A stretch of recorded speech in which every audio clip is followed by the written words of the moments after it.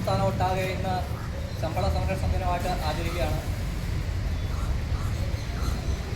ഏതാണ്ട് 7 വർഷങ്ങൾക്ക് മുൻപ് ജീവനക്കാരുടെ അവകാശങ്ങളുടെ മേലും ജീവനക്കാരുടെ സ്വപ്നങ്ങൾക്ക് മേലുമെല്ലാം കരിനീര് വീഴ്ത്തിക്കൊണ്ട് ഡിസംബർ 19 കറുത്ത ഉത്തരവിലൂടെ സർക്കാർ ജീവനക്കാരുടെ ശമ്പളം ഏകപക്ഷീയമായിട്ട് ഗവൺമെൻറ് പിടിച്ചെടുക്കുവാൻ ഓർഡർ ഇറക്കുകയും NGOs അതിനെതിരെ ശക്തമായി പ്രതിഷേധിച്ചുകൊണ്ട്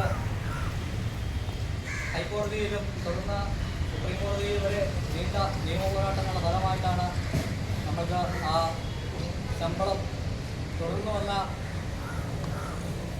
കാലഘട്ടങ്ങളിൽ നമുക്ക് ഗവൺമെൻറ് അനുവദിച്ചു തരുവാൻ തയ്യാറായിട്ടുള്ളത്. അതിൻ്റെ ഓർമ്മ പുതുക്കലും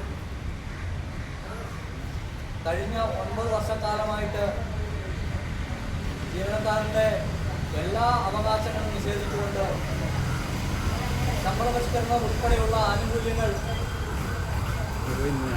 മെഡിസെപ്പിലെ അപാകതകൾ, DA ഉൾപ്പെടെയുള്ള ഒട്ടനവധി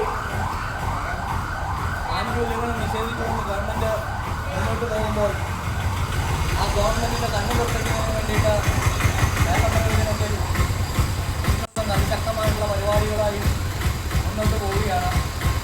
ഈ പരിപാടികളെ കുറിച്ചെല്ലാം വിശദീകരിക്കുന്നതിന് വേണ്ടിയിട്ട് സംസ്ഥാന വനിതാ ജോയിന്റ് കൺവീനർ MP ശ്രീകരാവർ ഇവിടെ എത്തിച്ചേരുന്നുണ്ട്.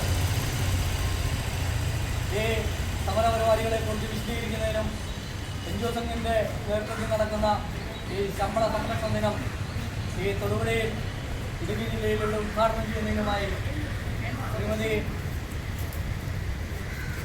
NV ശ്രീകല അവരുടെ ആദരപൂർവ്വം ക്ഷണിച്ചു.